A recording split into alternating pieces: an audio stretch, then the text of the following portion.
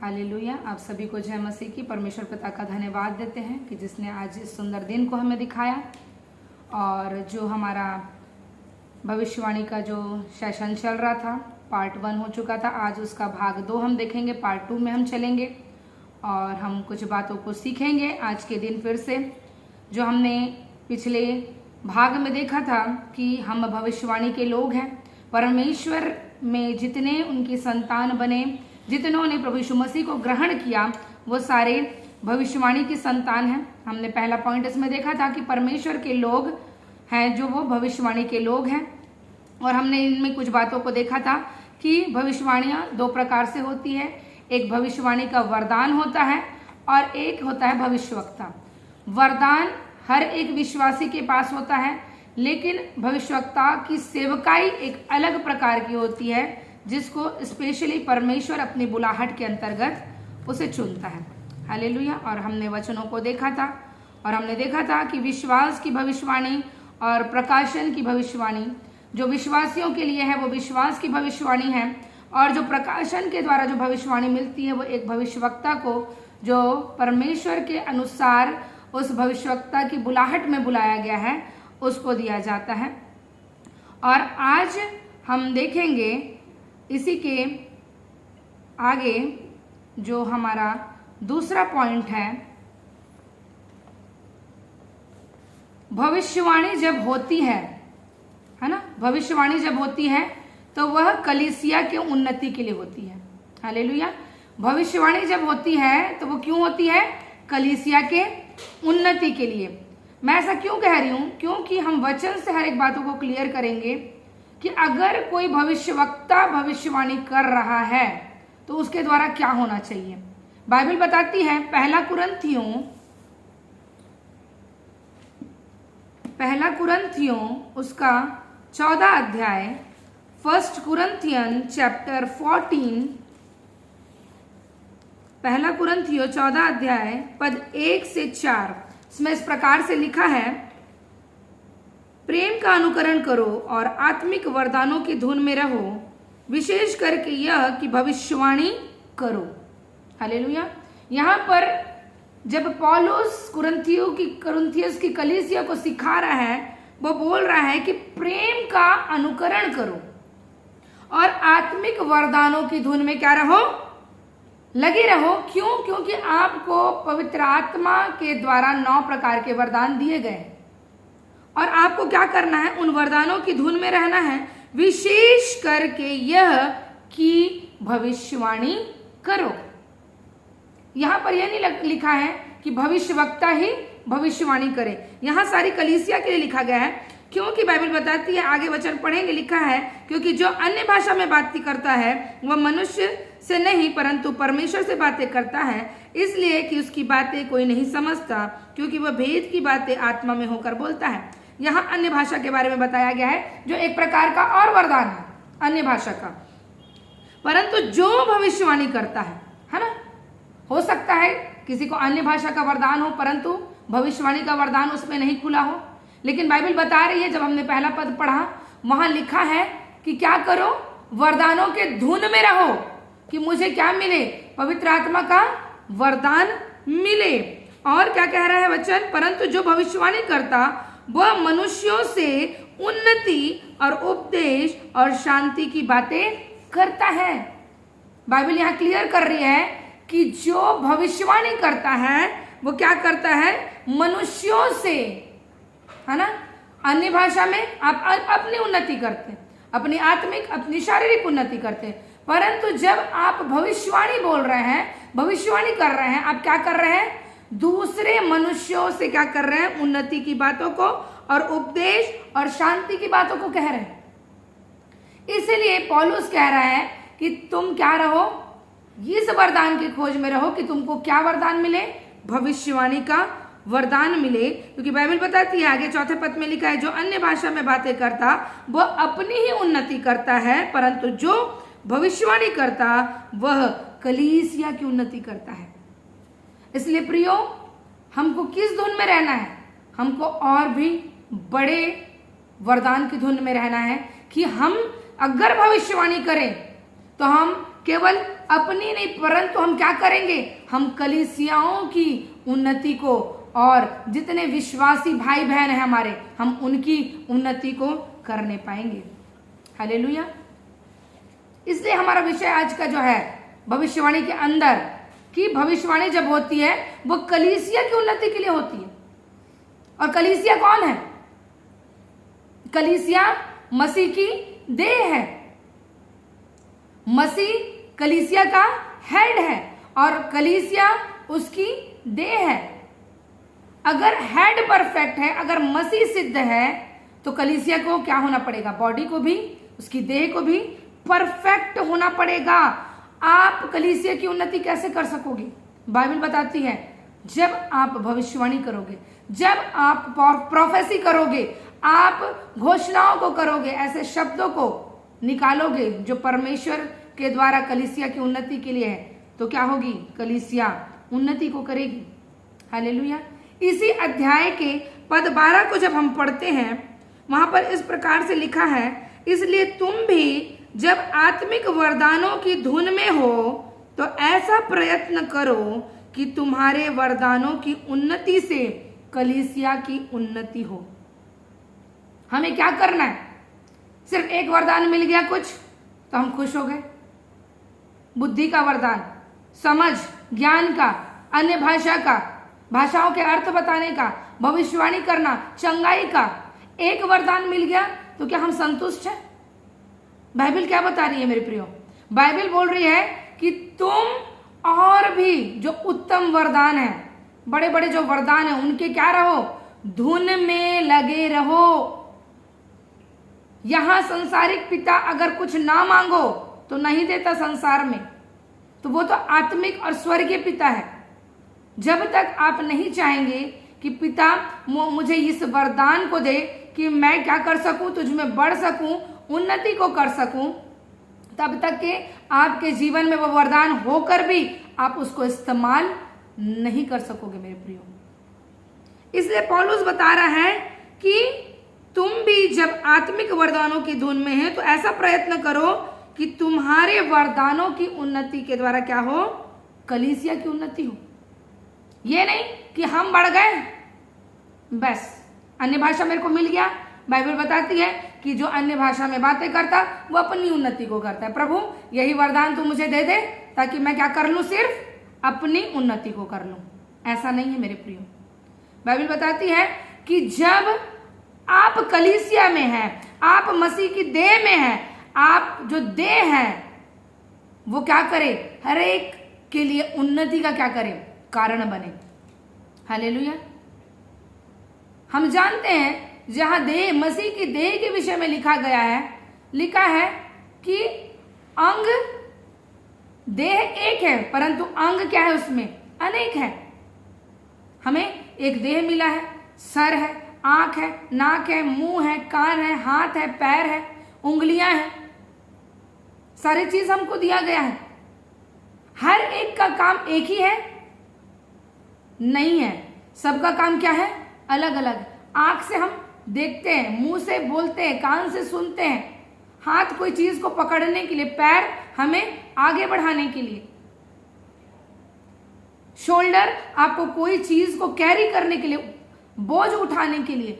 हर एक अंग परमेश्वर ने आपको परफेक्ट रीति से एक देह में दिया है।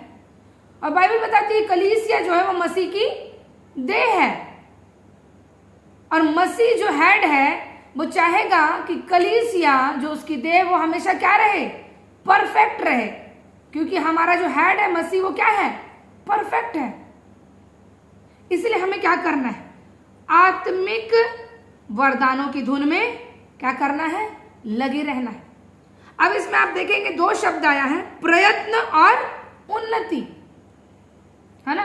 प्रयत्न करते रहें, लिखा है करो कि तुम्हारे वरदानों की उन्नति से क्या हो? कलीसिया की उन्नति हो। तो जो प्रयत्न शब्द है, जब उसको आप ग्रीक में ट्रांसलेट करेंगे तो उसका मतलब होता है ओइकोडोमी। ओइकोडोमी, OIKODOME, ओइकोडोमी। ओइकोडोमी का मतलब होता है आर्किटेक्चर जानते हैं आप? आर्किटेक्ट कौन होता है? आर्किटेक्चर जो एक घर का ले लो, फैक्ट्री का ले लो, बड़े बड़े रोड बिल्डिंग्स जो भी होती है बनता है, जो उसका क्या करता है, एक ड्राइंग बनाता है ना? क्या करता है? एक नक्शा बनाता है। आर्किटेक्ट करता है, उसको क्या करता है? आर्किटेक्ट तैयार करता है, एक नक्शा बनाता है कि ये घर बनेगा या ये फैक्ट्री जो बनेगी इस रीति से बनेगी। उसको क्या करता है? एक रूप देता है। किसमें? कागज में, है ना? जो भी उनका शीट होता है उसमें बनाता है। और उसी के साथ जुड़ा है बिल्ड करना, बिल्डिंग, है ना? उसको क्या करना? बिल्ड करना। एक क्या दिया उसने? रूप दिया, और उसके बाद क्या किया? बिल्ड किया, है ना? और जो उन्नति शब्द लिखा है उसको अगर आप देखो तो जब ये दोनों वर्ड एक साथ जुड़े हुए हैं, ग्रीक में अलग अलग नहीं है, तो जो उन्नति शब्द है उसका मतलब है एक्सीलेंस, है ना?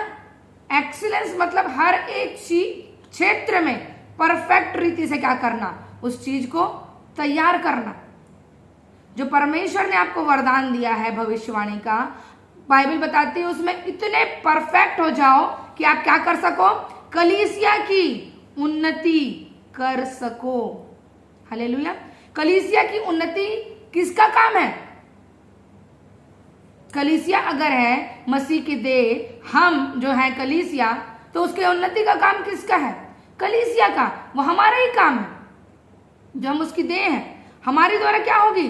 कलीसिया की उन्नति होगी। और ये कब होगा? जब हम सामर्थी शब्दों को बोलते हैं। मैंने पार्ट 1 में आपको बताया था, वचन को लेकर सामर्थी शब्द को रिलीज करना क्या है? भविष्यवाणी है। और जब हम सामर्थी शब्दों को बोलते हैं तो हम क्या कर रहे हैं? हम भविष्यवाणी कर रहे हैं। हम परमेश्वर के जीवित वचन से शब्दों को क्या कर रहे हैं? घोषित कर रहे हैं, घोषणा कर रहे हैं।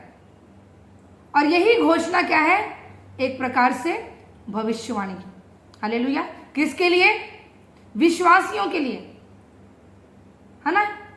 वरदान, भविष्यवाणी का वरदान एक अलग चीज है, और एक भविष्यवक्ता जो प्रकाशन के द्वारा भविष्यवाणी करता है वो एक अलग चीज है। इसको आप ध्यान में रख के चलेंगे। अभी हम किस चीज को देख रहे हैं? वरदान के बारे में। पहले सेशन में आप लोगों को बताया गया था कि किस रीति से एक ऑफिस में भविष्यवक्ता काम करता है, अपने चिन्ह चमत्कार के द्वारा, वचन के प्रकाशन के द्वारा वो क्या करता है? भविष्यवाणी को करता है। अब आप सोचेंगे कि मैं कैसे घोषणाओं को करूं, मैं कैसे भविष्यवाणी के वचनों को क्या करूं? तैयार करूं। तो हम देखेंगे कि बाइबल में हमने जब अभी पढ़ा, यहां पर लिखा था भविष्यवाणी और अन्य भाषा, दोनों को हमने देखा है। तो आप ऐसा मान लीजिए कि अन्य भाषा प्लस उसका अर्थ बताना, ठीक है? अन्य भाषा में अगर किसी ने बोला प्लस उसका अर्थ बताया गया, वो है क्या? भविष्यवाणी। हालेलुया। अन्य भाषा प्लस अर्थ अर्थात अनुवाद करना, ये क्या है? ये दोनों शब्द मिलकर क्या उत्पन्न कर रहा है? भविष्यवाणी के शब्दों को। जब हम टंग्स प्रेयर करते हैं, हम अन्य भाषा, जब आप आत्मा में बढ़ते जाएंगे, विश्वास में बढ़ते जाएंगे, तो आपको क्या मिलेगा? अन्य भाषा को अनुवाद करने का भी आपको एक वरदान मिलेगा। और जब उस चीजों को आप करेंगे तो ये भी क्या है? एक प्रकार की भविष्यवाणी है। हालेलुया। परमेश्वर के वचन, है ना? परमेश्वर के वचन, मन और इच्छा को जब हम किसी के ऊपर बोलते हैं, ठीक है? परमेश्वर का वचन अर्थात पवित्र शास्त्र के वचन, वही परमेश्वर का मन है, वही परमेश्वर की इच्छा है। जहां जहां परमेश्वर ने कहा कि मैं ये चाहता हूं तुमसे कि तुम ऐसा करो, है ना? प्रार्थनाओं के कई विषय हैं बाइबल में कि परमेश्वर क्या चाहता है, किस प्रकार की सेवकाई को आप लोगों से चाहता है। जब आप इन वचनों को क्या करते हैं? किसी के लिए बोलते हैं, तो यह भी एक अलग प्रकार की आप क्या कर रहे हैं?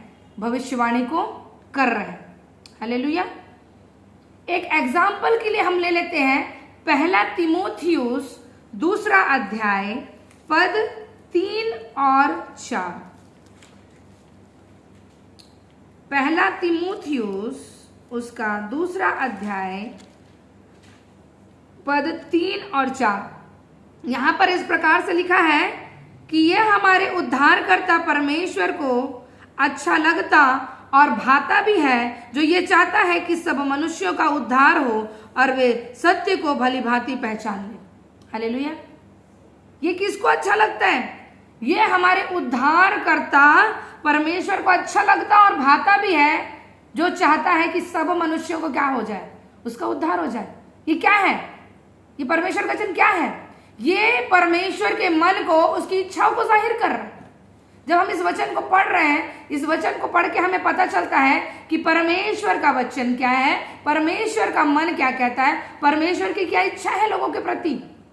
और जब आप इस पॉइंट को उठाते और इस पहले तीमुथियुस के 1 से 4 तक क्या वचन को पढ़ते हैं और इस वचन को जब आप घोषणा कर रहे हैं कि प्रभु तेरा वचन कहता है पहले पद में कि विनती, प्रार्थना और निवेदन और धन्यवाद सब मनुष्यों के लिए किए जाए, और जब आप इस वचन को उठाकर सारे मानव जाति के लिए आप जब वचनों को डिक्लेयर कर रहे हैं कि प्रभु तेरी इच्छा है कि हर एक मनुष्य सिद्ध बने, हर एक मनुष्यों का उद्धार हो, वो तेरे सत्य को भली भांति जान ले, आप क्या कर रहे हैं? आप भविष्यवाणी कर रहे हैं।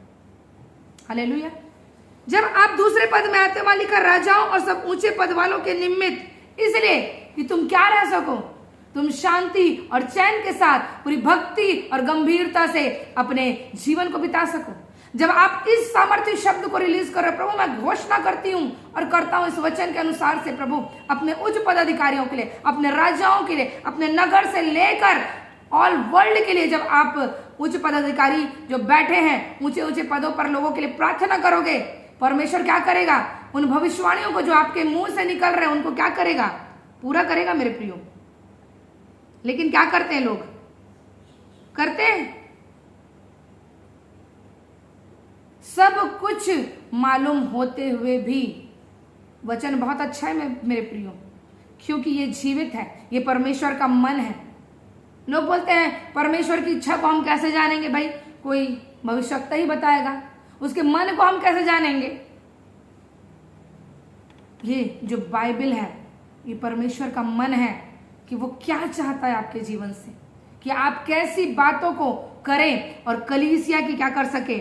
उन्नति को कर सके। हालेलुया।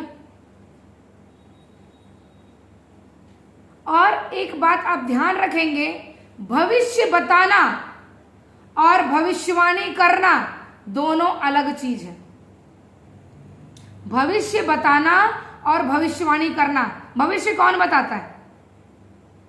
जब हम प्रभु में नहीं थे, हम जानते हैं क्या करते थे? हम हाथ दिखाने जाते थे, दुनिया जहान में भटकते थे कि कोई मेरा क्या कर दे, भविष्य बता दे। ठीक है, संसारिक भविष्य, आत्मिक भविष्य कोई नहीं बता सकता, वो केवल परमेश्वर ही आपका आत्मिक भविष्य निर्धारित करता है, जो सिर्फ आपको बाइबल में मिलेगा। तो भविष्य बताना, जब हम जानते हैं, जब प्रेरितों के काम में हम पढ़ेंगे वचन, उसको प्रेरितों के काम में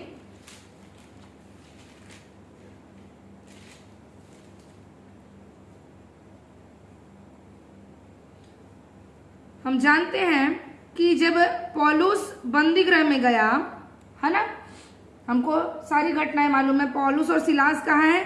बंदी गृह में है। क्यों बंदी गृह गए?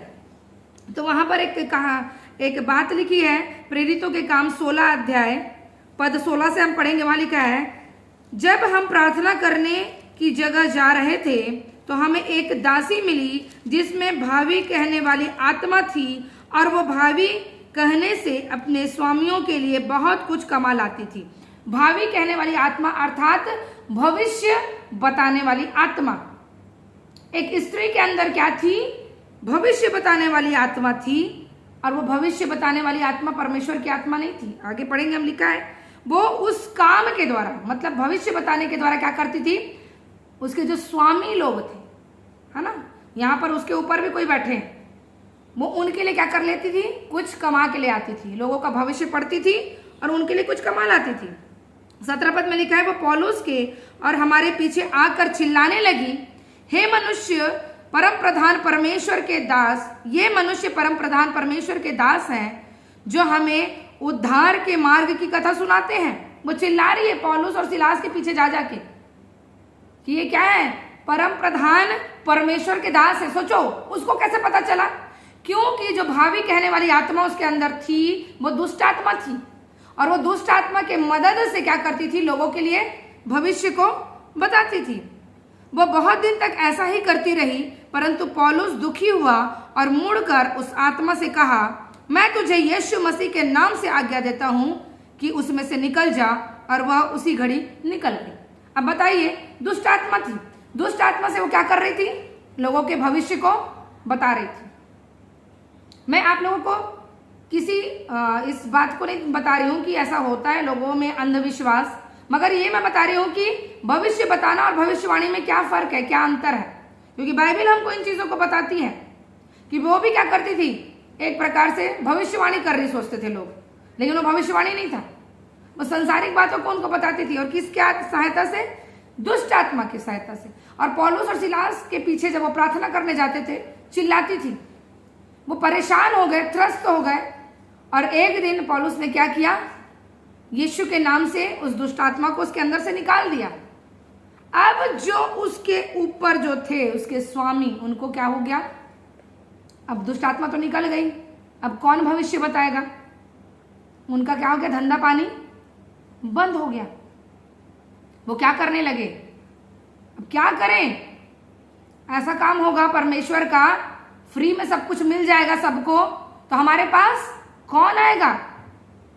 तो पौलुस और सिलास को क्या किया गया, बंदी गृह में डाल दिया गया। आप पढ़िएगा 16 से जब आगे आप पढ़ते हैं किस रीति से उनको बंदी गृह में डाला गया, किस रीति से उन्होंने आराधना की और बंदी गृह के द्वार खुल गए और वो आजाद हो गए। हालेलुया। तो ये दोनों अलग चीज है। आने वाले समय में क्या होगा, है ना, एक जीवन के अनुसार से आपका भविष्य क्या है, आपका पुराना जीवन ऐसा था, आने वाले समय में ऐसा होगा, ये कौन बता सकता है? परमेश्वर ही बता सकता है। संसारिक रीति से तो कोई भी बता देगा। ये भी दुष्ट आत्मा क्या कर रही थी, लोगों के लिए उनके भविष्य को बता रही थी। परंतु परमेश्वर ना ही केवल आपके जीवन के बारे में, परंतु आत्मिक जीवन के बारे में, पूरे संसार के बारे में जो परमेश्वर ने आगे के लिए जो सोचा है, वो क्या कर सकता है, आपको इस वरदान के द्वारा बता सकता है मेरे प्रियो। हालेलुया। तो हमने देखा इस पॉइंट में कि किस रीति से आप परमेश्वर के वचन, उसके मन और इच्छा के अनुसार से, है ना, घोषणाओं को करके मसीह की देह जो कलीसिया है उसकी उन्नति को कर सकते हो। हालेलुया। अब इसी में तीसरा पॉइंट, है ना, अभी हमने दूसरा देखा, इसी में तीसरा पॉइंट है, तुम ईश्वर हो। सोच के लग रहा होगा कि हम क्या हैं, ईश्वर कैसे भाई, हम तो क्या है, मनुष्य हैं। इस पृथ्वी में हम सब क्या हैं, मनुष्य हैं। लेकिन बाइबल बताती है भजन संहिता उसका 82 चैप्टर, भजन संहिता 82 उसका पद 1 से 8, भजन संहिता 82 82 वर्स 1 to 8, 1 से 8, वहां पर इस प्रकार से लिखा है। भजन संहिता जब हम पढ़ते हैं वहां पर लिखा है, परमेश्वर की सभा में परमेश्वर ही खड़ा है, वह ईश्वरों के बीच में क्या करता है, न्याय करता है। बताइए वचन क्या लिखा है, परमेश्वर की सभा में कौन खड़ा है, परमेश्वर। अरे परमेश्वर की सभा लगी है और उनके बीच में कौन खड़ा है, परमेश्वर। वह ईश्वरों के बीच में क्या करता है, न्याय करता है। ये कौन है भाई, परमेश्वर और ईश्वर, है ना। और आगे बोल रहे हो, तुम लोग कब तक टेढ़ा न्याय करते और दुष्टों का पक्ष लेते रहोगे, कंगाल और अनाथों का न्याय चुकाओ और दीन दरिद्र का विचार धर्म से करो, कंगाल और निर्धन को बचा लो, दुष्टों के हाथ से उन्हें छुड़ाओ। वे न तो कुछ समझते और न कुछ जानते, परंतु अंधेरे में चलते फिरते रहते, पृथ्वी की पूरी नींव हिल जाती। आप ये सोचिए कि ऐसे लोग हैं पृथ्वी पर जो कंगालों का न्याय बिगाड़ते, है ना, अनाथों का न्याय सही रीति से नहीं चुकाते। उसके लिए परमेश्वर बोल रहा है, आगे हम पढ़े 6वें पद में लिखा है, मैंने कहा था तुम ईश्वर हो और सब के सब परम प्रधान के पुत्र हो। किसको कह रहा है ये उसके पुत्र जो यीशु मसीह को ग्रहण किए, जो उनके ब्लड लाइन में जुड़ गए, अब उसकी संतान बन गए। ये उनके लिए लिखा गया है कि तुम क्या हो, ईश्वर हो। हालेलुया। तो अभी तुम मनुष्यों के समान मरोगे और किसी प्रधान के समान गिर जाओगे। हे परमेश्वर, उठ, पृथ्वी का न्याय कर, क्योंकि तू ही सब जातियों को अपने भाग में लेगा। हम उसके भाग हैं मेरे प्रियो, हम ईश्वर हैं इस पृथ्वी पर। हम किसी का न्याय ना बिगाड़े, परंतु हम क्या करें, हम कलीसिया की उन्नति के लिए परमेश्वर के वचन को लें और सही रीति से उसको क्या करें, लोगों को क्या करें, बताएं, घोषणाओं को दें। हम क्यों सीख रहे हैं? ताकि हम सभी क्या कर सके, उन्नति करें ना, कलीसिया को बढ़ा सके। अगर मैं और आप कलीसिया के अंग हैं, अगर मैं कलीसिया में हूं और मेरे द्वारा कुछ काम नहीं हो रहा कलीसिया में, कलीसिया वहीं की वहीं स्थिर है, एक नया व्यक्ति भी नहीं आ रहा कलीसिया में, तो क्या मैं कलीसिया की उन्नति के कारण हुई? नहीं। तो परमेश्वर क्या मुझे वरदानों से भरेगा? नहीं। तो मुझे क्या करना है? मुझे आत्मिक वरदानों के धुन में लगे रहना है और उस वरदान को लेकर कलीसिया की उन्नति के लिए क्या करना है मेरे प्रियो, बढ़ना है। जब पद हमने 6वां पढ़ा कि मैंने कहा तुम ईश्वर हो और सब के सब परम प्रधान के पुत्र हो, ये वचन आपको मिलेगा यूहन्ना की पुस्तक नए नियम में 10वां अध्याय पद 34 में। जब वहां यहूदियों का अविश्वास देखा प्रभु यीशु मसीह ने, जो यहूदी यानी कि जो चुने हुए लोग थे, जो परमेश्वर जिनके लिए आया मनुष्य रूप लेकर इस पृथ्वी में, उन लोगों के मध्य में परमेश्वर ने उस पुरानी बात को बोला। लिखा है, यीशु ने उन्हें उत्तर दिया, क्या तुम्हारी व्यवस्था में नहीं लिखा है, मैंने कहा तुम ईश्वर हो। क्योंकि उस समय सदूकी, फरीसी जो यहूदी लोग थे, क्या करते थे, न्याय बिगाड़ते थे, कंगालों का धन क्या कर लेते थे, ले लेते थे, अनाथों से ले लेते थे, उनका न्याय सही रीति से नहीं चुकाते थे। परमेश्वर किसी वचन को वहां पर क्या कर रहा है, कोड कर रहा है और उन चीजों को बोल रहा है कि क्या तुम्हारी व्यवस्था के पुस्तक में नहीं लिखा? क्या तुमने नहीं पढ़ा है जो तुम यहां उपदेश दे रहे हो कि तुम क्या हो, ईश्वर हो इस पृथ्वी पर? प्रियो, हम क्या हैं इस पृथ्वी पर? ईश्वर है। लेकिन ईश्वर होने से क्या फायदा, जबकि हमको ज्ञान ही नहीं है। ईश्वर है इस पृथ्वी में और हमको क्या है, ज्ञान ही नहीं है, और ज्ञान नहीं होने के कारण हम भविष्यवाणियों को कर नहीं पा रहे, कलीसिया उन्नति कर नहीं पा रही है। जहां 4 लोग आ रहे हैं, 4 ही लोग आ रहे हैं, जहां 10 लोग आ रहे हैं, 10 ही लोग आ रहे हैं। कभी 2 से 3, 3 से 4 बढ़े आगे, क्यों नहीं बढ़ पा रहे? क्यों? क्योंकि ज्ञान की कमी है। और ये ज्ञान और प्रकाश और समझ, बुद्धि की आत्मा किसके अंदर है? पवित्र आत्मा के अंदर। तो जब अगर पवित्र आत्मा हमारे अंदर है, तो फिर ये आत्मा क्यों नहीं काम कर रही हमारे जीवन में? तो आपको क्या करना है? आपको वचन को मनन करना है, वचन को अंगीकार करना है, बड़े बड़े वरदानों के धुन में लगे रहना है, घोषणाओं को करना है कि प्रभु, जब तूने अपनी पवित्र आत्मा से हमें भरा है, तूने इस पृथ्वी में मुझे ईश्वर के रूप में रखा है, तो मुझे क्या कर, इन वरदानों को मेरे अंदर खोल, ताकि मैं क्या कर सकूं, कलीसिया की उन्नति कर सकूं। जब तक के प्रियो हम वरदानों की धुन में नहीं रहेंगे, वरदान हमारे जीवन में काम नहीं करेगा, हम सही रीति से आगे कभी भी नहीं बढ़ पाएंगे। और जो जीवन है ईश्वरों वाला, उसके ज्ञान की कमी के कारण हम उस ईश्वर वाले जीवन को भी, है ना, गॉड्स काइंड लाइफ, जो परमेश्वर वाला जीवन है, हम उसको नहीं जी पाएंगे। सोचिए, आपको परमेश्वर ने इस पृथ्वी पर क्या बनाया है? ईश्वर। एक कहां बैठा है? स्वर्ग में। दूसरे कहां है? इस पृथ्वी पर। जी पा रहे हैं हम उस जीवन को? और नहीं जी पा रहे तो सोचिए क्यों नहीं जी पा रहे? क्यों?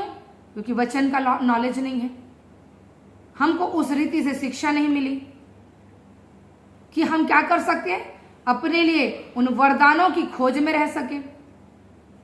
लोग सोचते हैं जब पवित्र आत्मा आएगा, बाइबल बताती है प्रेरितों के काम पहला अध्याय में लिखा है 6 से 8 के बीच में, कि जब पवित्र आत्मा तुम पर आएगा तुम सामर्थ पाओगे।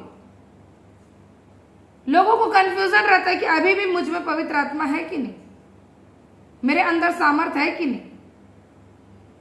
और हम जानते हैं पवित्र आत्मा जब आता है तो सामर्थ, भविष्यवाणी, आत्मा के फल, सारे चीजों को लेकर आता है। ये नहीं कि आज आया तो कल निकल के जाएगा, आत्मिक फल को लेके आएगा, फिर निकल के जाएगा, आत्मिक वरदान को लेके आएगा।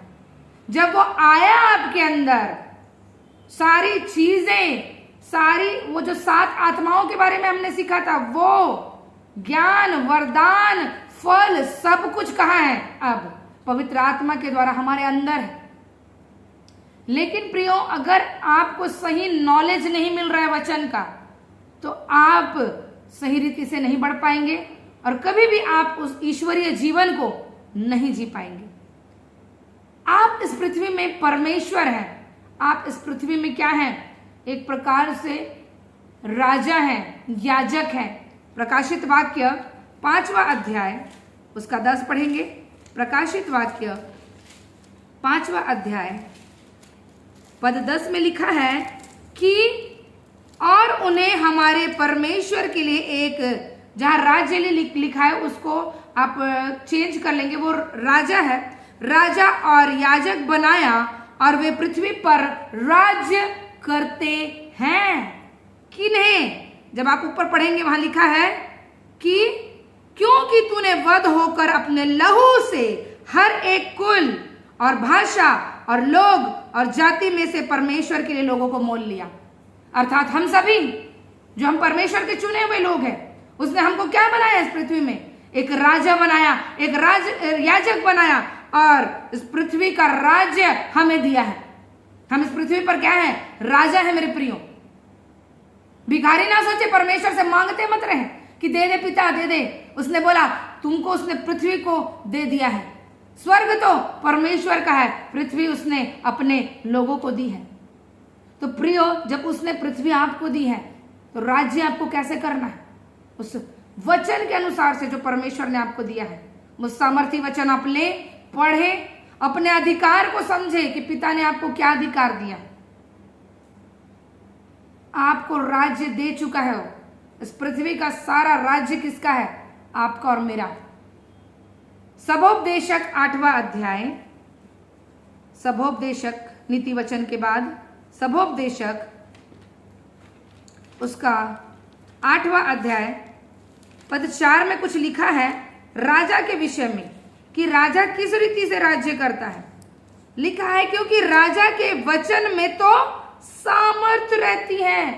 अब आप सोचिए, क्या राजा के हाथों में सामर्थ्य रहती है? उसके तलवार में, उसके जो योद्धा रहते हैं लड़ने वाले, उनमें सामर्थ्य रहती है? बाइबल क्या बता रही है? क्योंकि राजा के वचन में तो सामर्थ्य रहती है और कौन उससे कह सकता है कि तू क्या करता है? राजा कैसे राज्य कर रहा है? राजा अपने शब्दों से क्या करता है? राज्य करता है। हमारे अभी राजा जो भारत के द्रौपदी मुर्मू जी हैं, अब अगर वो एक शब्द बोल दे तो क्या वो पूरा नहीं होगा? अगर वो कोई चीजों को बोले, पूरे भारत देश में वो चीज क्या हो जाएगी? लागू हो जाएगी। अगर वो बोले कि जो महातारी योजना चल रही है 1000 मिल रहा है, मत मिले, बंद हो जाएगा पूरे भारतवर्ष में। और अगर बोला जाए 1000 से 2000 कर दिया जाए, वो क्या हो जाएगा? वो हो जाएगा। युद्ध की घोषणा अगर कर दी, वो भी क्या हो जाएगा कि इस देश के साथ हमको क्या करना है, युद्ध करना है। तो कैसे राज्य कर रही है वो? अपने शब्दों के द्वारा। तो हम और आप क्या है इस पृथ्वी में? राजा है। तो हम कैसे राज्य करेंगे? अपने सामर्थी शब्दों के द्वारा। लेकिन अपने शब्द नहीं लगाने, परमेश्वर का जो जीवित वचन है उसको लेकर आपको क्या करना है? घोषणाओं को करना है मेरे प्रियो। परमेश्वर ने हमें क्या बनाया है? सामर्थी बनाया है। हमको इतनी सामर्थ्य दी है, जो पवित्र आत्मा जब आप पर आया आपने सामर्थ्य पाया है। और हमारे मुंह में क्या दिया? परमेश्वर ने सामर्थ्य दिया। जब हम वचन को बोलते, जब हम वचन की घोषणाओं को करते, अर्थात हम क्या कर रहे हैं? हम भविष्यवाणी को कर रहे हैं। हालेलुया। क्योंकि हमने अभी देखा पृथ्वी पर राजा कैसे राज्य करते हैं? अपने शब्दों के द्वारा। और हम क्या है इस पृथ्वी पर? राजा हैं, हम याजक हैं। तो हमको भी कैसे राज्य करना है? दुनिया के शब्दों को लेकर नहीं राज्य करना है कि मैं ऐसा बोल रहा हूं ना, घर में ऐसा ही होना चाहिए, मैं ये सब्जी बोल रहा हूं ना, यही बनना चाहिए, मैं तुमको ये करने बोल रहा हूं ना या बोल रही हूं तो ऐसा ही होना चाहिए। नहीं, ये शब्द नहीं। परंतु राज्य कैसे किया जाता है? परमेश्वर के जीवित वचनों को आप जब घोषित करते हैं, आप इस पृथ्वी पर परमेश्वर के राज्य को स्थापित करते हैं। और जब आप परमेश्वर के वचन को बोल रहे हैं, अर्थात आप उसके मन को, उसकी इच्छाओं को बोल रहे हैं, आप क्या कर रहे हैं? आप भविष्यवाणी कर रहे हैं मेरे प्रिय। हालेलुया।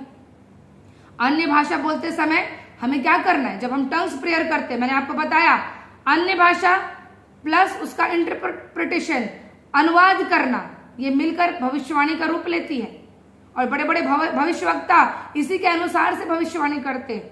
अगर नहीं है अन्य भाषा का वरदान, आप मांगिए परमेश्वर से, प्रभु मेरे अंदर खोल, जो अन्य भाषा का वरदान तूने दिया है उसे खोल।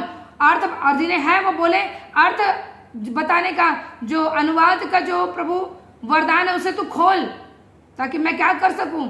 लोगों के लिए भविष्यवाणी कर सकूं।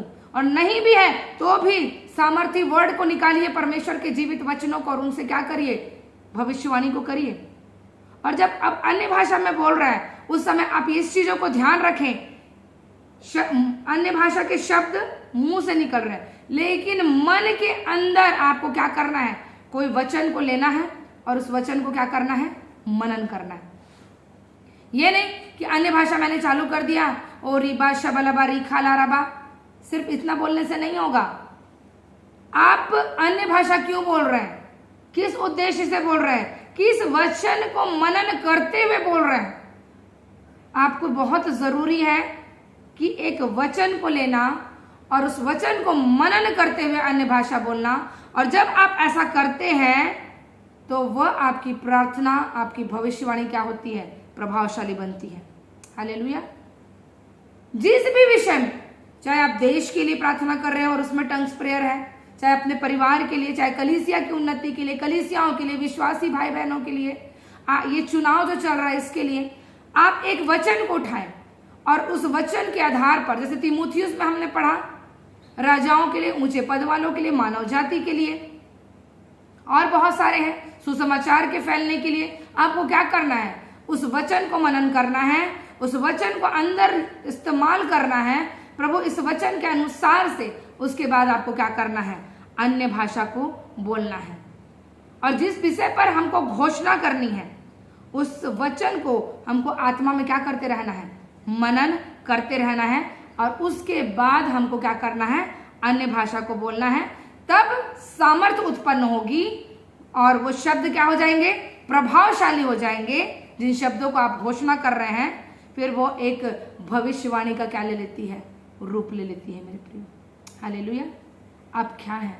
आप इस पृथ्वी पर ईश्वर हो, आप इस पृथ्वी के राजा हो, आप परमेश्वर के लिए याजक हो इस पृथ्वी पर, औरों के पाप क्षमा करवाने के लिए, औरों को उद्धार दिलाने के लिए आप और मैं इस पृथ्वी पर परमेश्वर की ओर से नियुक्त किए गए हैं मेरे प्रियो। अगर आपको ज्ञान नहीं होगा, आपको अपने अधिकार का पता नहीं होगा, कैसे आप उस अधिकार को यूज कर पाओगे? कैसे आप कलीसिया की उन्नति को कर पाओगे? हालेलुया। हम परमेश्वर का धन्यवाद देते हैं सुंदर से वचन के लिए। अब आगे जो इसका आगे का पार्ट है हम उसको फ्राइडे और मंडे की मीटिंग में कंटिन्यू करेंगे। आप निरंतर हमारे साथ जुड़े रहें। परमेश्वर पिता आप सभी को इन वचनों के द्वारा बहुत आयत की आशीष दे। God bless you all.